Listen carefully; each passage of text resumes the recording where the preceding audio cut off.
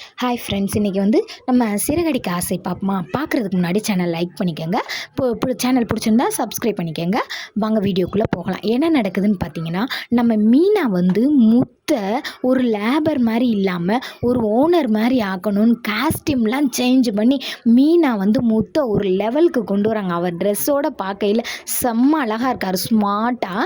அப்படியே பார்த்தீங்கன்னா, நம்ம மனோஜுக்கு கல்யாணம் ஆக போகுதுல, கல்யாணத்துக்காண்டி அவங்க கடைசி நேரத்தில் என்ன செய்கிறாங்கன்னு பார்த்தீங்கன்னா, நம்ம ஸ்ருதியோட சாப்பாடு ஆர்டர் பண்ணுறாங்க. அங்கே வந்து மீனாவோட பூவையும் சேர்த்து ஆர்டர் பண்ணுறாங்க. இது 2 பத்தாததுக்கு ரோஹிணி கொஞ்ச நேரம் கழித்து ஸ்ருதியோட ஹோட்டலுக்கு வராங்க. வந்தோடனையும் பார்த்தீங்கன்னா, அவங்க ஹானஸ்ட்டாக பேசுகிறாங்க, ரொம்ப ஹானஸ்ட்டாக பேசுகிறாங்க. அதை பார்த்த மீனாவுக்கும் சரி ஸ்ருதிக்கும் சரி, நான் வந்து டைவர்ஸை கொடுக்க போகிறேன், எனக்கு 5 லட்சம் ரூபா இருந்தால் தம்பிக்கு உதவியாக இருக்கும், அதனால நாங்கள் இந்த ஊரை விட்டே போகலாம்னு முடிவு பண்ணியிருக்கோம் அப்படின்னு சொல்கிறாங்க. ஊரை விட்டு போகலாம்னு சொன்னேனுமே ஸ்ருதிக்கும் சரி மீனாவுக்கும் சரி மனசே வேதனையாக இருக்குது. அப்புறம் என்ன சொல்கிறாங்கன்னா, உங்களுக்கு சம்பளம்லாம் பத்துதா, நீங்கள் சாப்பாடெலாம் கரெக்டாக இருக்கா அப்படின்னு சொல்லி கேட்குறாங்க.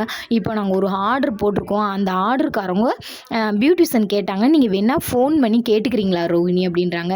பரவாயில்ல, நான் வந்து உங்கள்கிட்ட சும்மா பேசலான்னு வந்தேன், அப்போயும் எனக்கு நீங்கள் நல்லது தான் பண்ணுறீங்க, ரொம்ப தேங்க்ஸ் ஸ்ருதி அப்படின்னு சொல்லிட்டு மீனாவை பார்த்து தேங்க்ஸ் மீனான்றாங்க. ஆனால் மீனாவுக்கு தான் கொஞ்சம் பேச மனசு கஷ்டமாக இருக்குது. இதுதான் நடக்குது. பிடிச்சிருந்தா ஒரு சப்ஸ்கிரைப் பண்ணிக்கோங்க.